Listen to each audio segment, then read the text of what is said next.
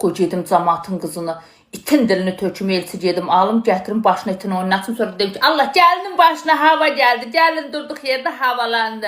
Problem oğlumda olsun, oğlumu aparmayayım həkimə deyim, gəlin sonsuz doların nəslində də var bu problem. Qoy gəlinə deyim ki, uşaqlar da götür anangil et. Akşam da oğlum gələndə deyim ki, sənin arvadın öyün cəmatını saymır, nə dədə sayır, nə ana sayır. İstədiyi vaxtı gedir.